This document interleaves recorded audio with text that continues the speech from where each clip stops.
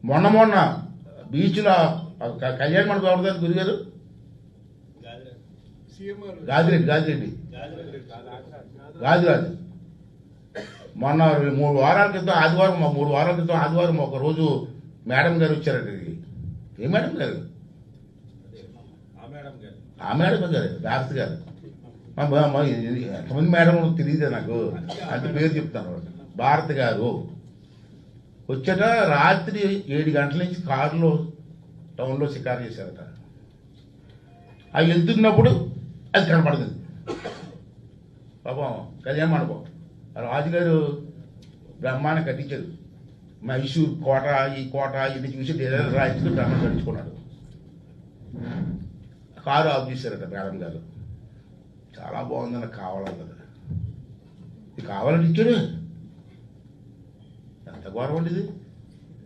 నాకు కావాలి, ఇది మాట్లాడాలి. మరుసటి రోజు రాజుగారి కబురు,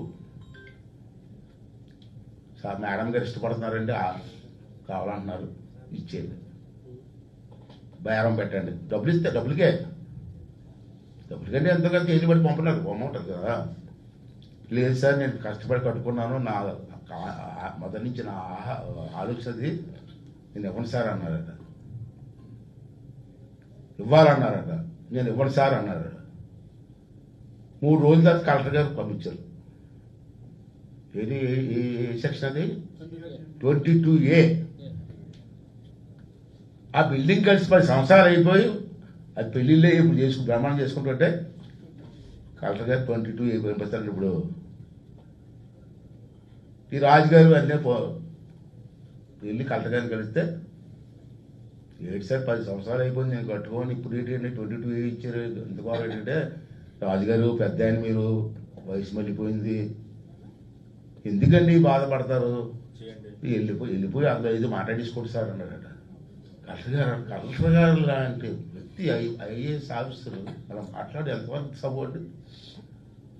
బోకరి ఇచ్చేస్తా కలెక్టర్లు ఆల్గిలికి. కలెక్టర్ అలాగే నేను చూసుకుంటాను, నేను న్యాయం చేస్తాను అన్న కలెక్టరు ఇది మాట్లాడేసుకోండి సార్, మీకు ఎందుకు గొడవ అన్నాడు. ఇదేంటి పరిపాలించే విధానం?